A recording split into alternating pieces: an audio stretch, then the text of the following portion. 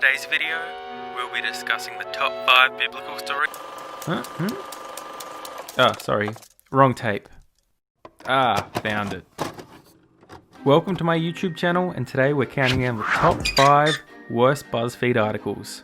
Now, there have been many videos in the past that have addressed the awful Buzzfeed videos, which definitely include such classics as the man-spreading video. Man-spreading is when a man spreads his physical body to take up as much space as humanly possible. I'm like 4 seconds in and I'm already pissed off. I'm already straight triggered, Buzzfeed. That one where the people drank their own pee.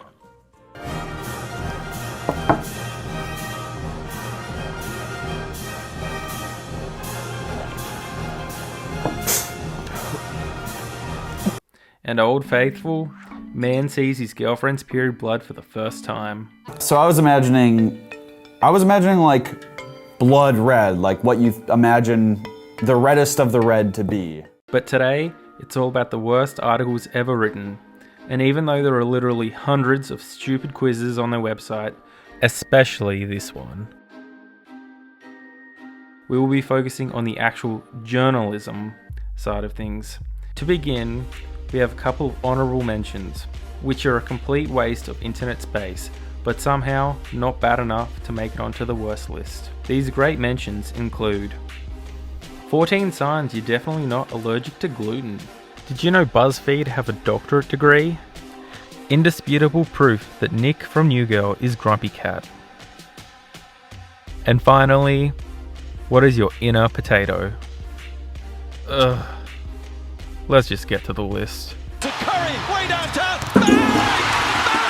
Oh, what a shot from Curry! Now to the top 5.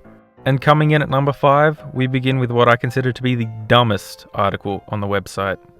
Titled, "Sound the fucking alarms, Zac Efron fell while running on the beach."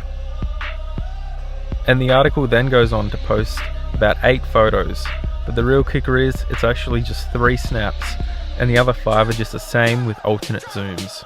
The reason why I put this in the top 5 over something like, "What is your inner potato?" is with that, at least you can make an argument that the writer is trying to make a comedic joke, or they're trying to be like The Onion with a satirical edge. But this is just nothing. No punchline, no message to be delivered, just empty space. And it's not even like the photos were any good, just 3 single shots from a paparazzi about half a mile away from the beach. And can we address the comments for a minute?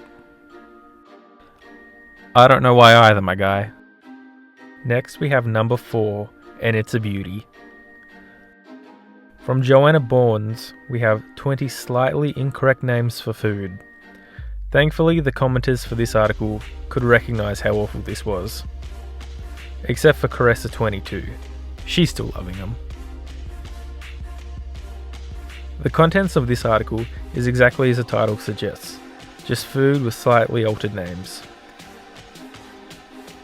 The reason why it's number 4 on the list is because whilst it is being a dumb article, it could have easily been either funny or informative, but instead it shows neither.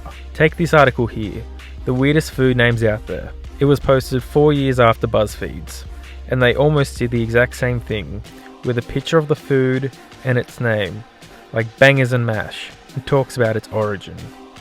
Which is infinitely better, because I actually learnt some different types of food names from different parts of the world. But no, that would be too much effort and work for good old Buzzfeed, so instead we get milk snakes, or talking. Wait, talking? Really? Come on. You can't be serious, man. You cannot be serious! Coming in at number 3, we have the spicy article, 22 celebrities that look nothing alike.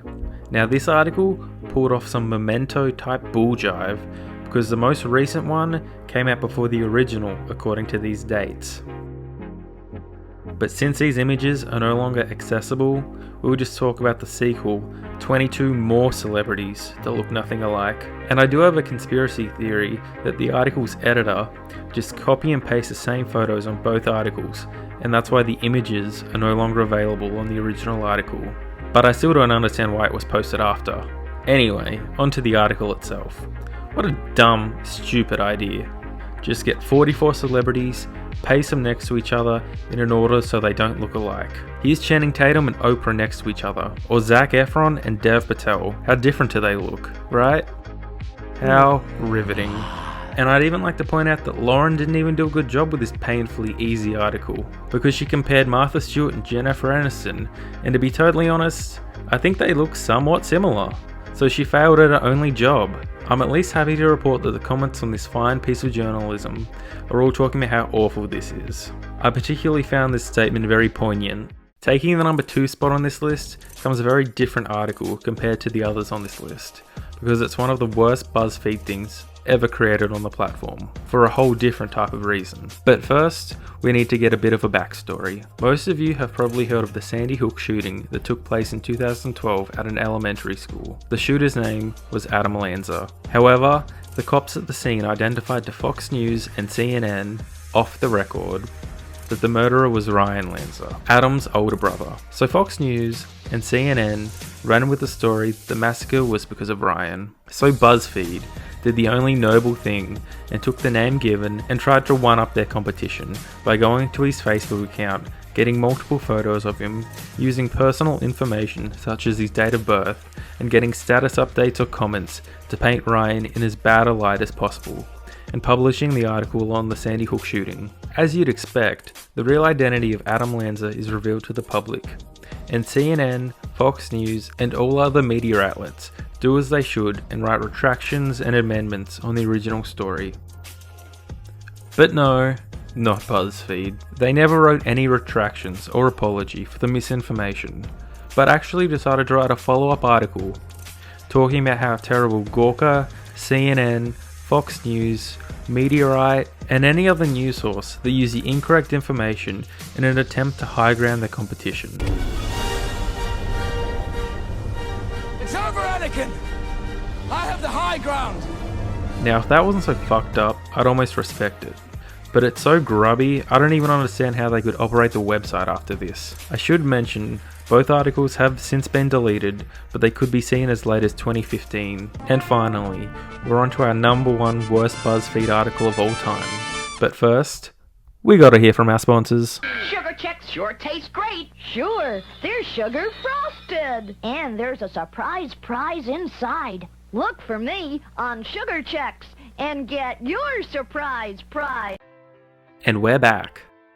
Okay, I'm gonna start by saying I wouldn't have even made this video if it wasn't for this article and how laughable this piece is. The worst article ever written is titled, "There's an Elephant in Harvey Weinstein's Hotel Room," by the one, the only, Bim Adewumne. So why is it so bad? Okay, so if you're on the internet, which you are, you know the Me Too movement that blew up in 2017, which is in direct relation to Harvey Weinstein being publicly exposed as a disgustingly bad, horrible human being for using his position of power to sexually assault and rape numerous women spanning decades. At the height of its prevalence, Bim posts the article exposing the most crucial and worst omission of injustice Harvey did. Why weren't black women raped? Yes, you heard me. The article goes in depth on how racist Harvey Weinstein is because he was not sexually assaulting or raping black women like he was white women. Bim was trying her very best to articulate herself as a victim because she wasn't a victim of rape.